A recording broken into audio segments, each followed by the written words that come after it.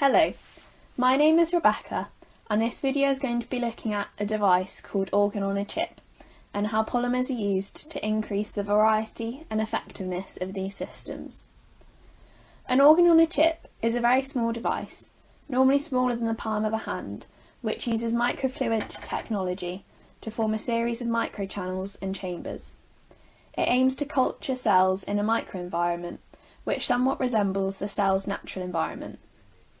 This can prove incredibly useful for drug testing, where testing drugs on animals can lack a similar response in humans due to different biological complexity, and doesn't take into account the different genetic characteristics in cells of individuals, leading to different responses.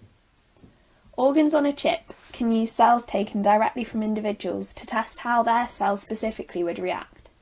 This can be used for many organs, such as lungs, liver, heart, intestines, kidney and brains.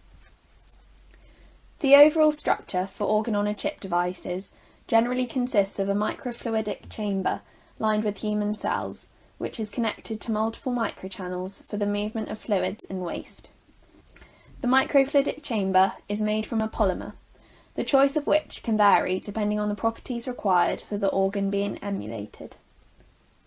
Next, we'll take a look at what a polymer actually is.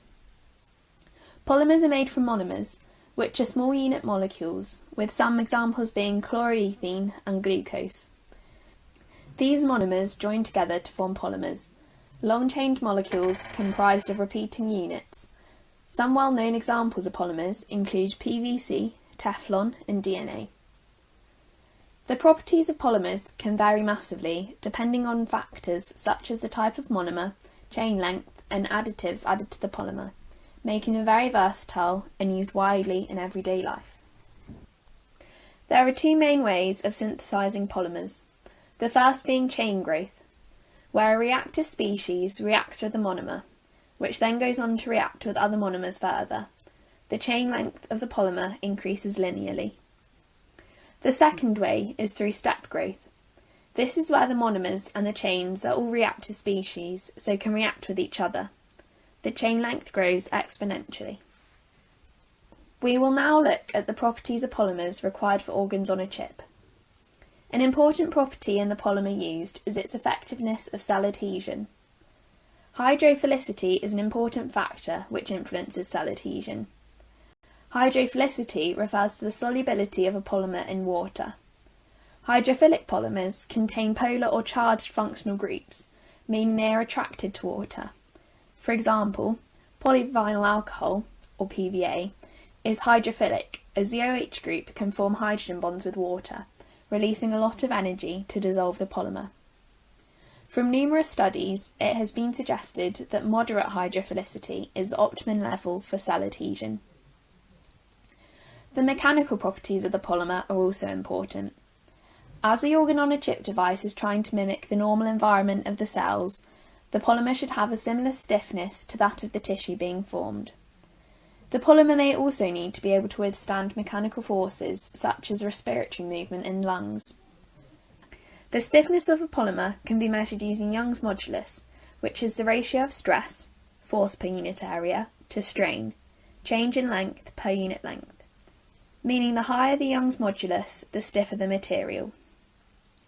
The flexibility of a polymer can also be looked at through its glass transition temperature, which is the point at which individual polymer chains can move within the solid, meaning the polymer is more flexible and in a rubbery state, compared to a rigid, glassy state below the transition temperature. To increase the stiffness of a polymer, the polymer may be cross-linked. This is where the polymer chains are linked together and can reduce the flexibility of the polymer.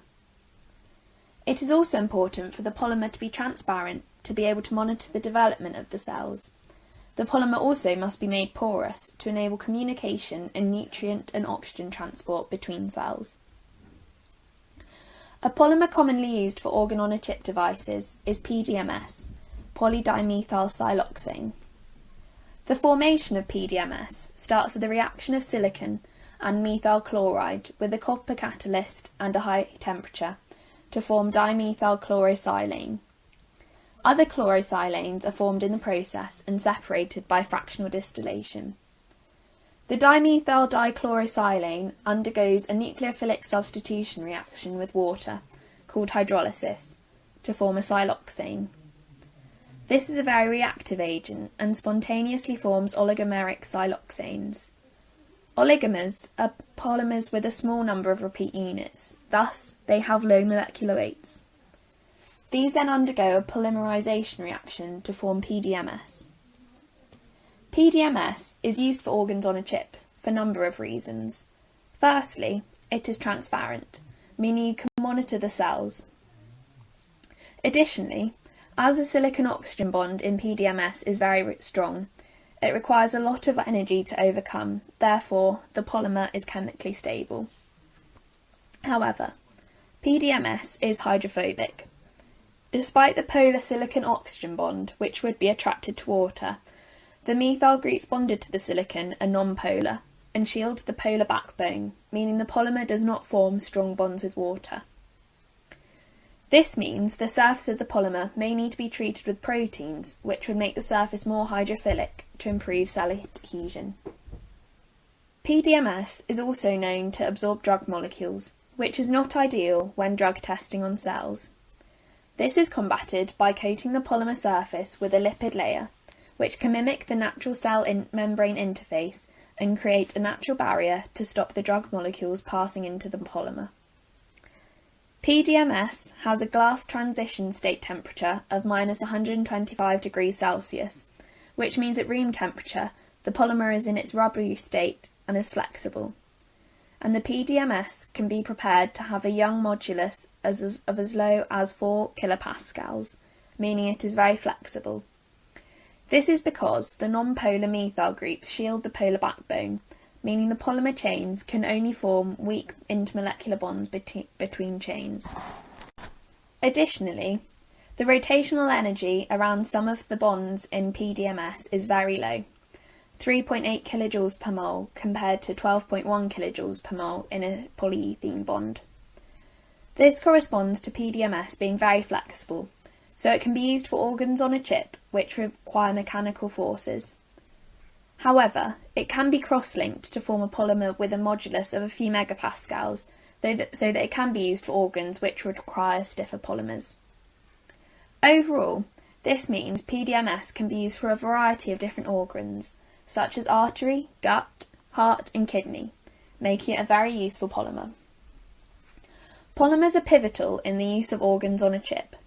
The diverse range of polymers and the ability to modify an individual polymer's property has allowed scientists to effectively create a wide variety of organ-on-a-chip devices. Overall, this reduces the need for animal testing and provides professionals with opportunities to see how individual cells would react to different drugs, improving the effectiveness of drug testing.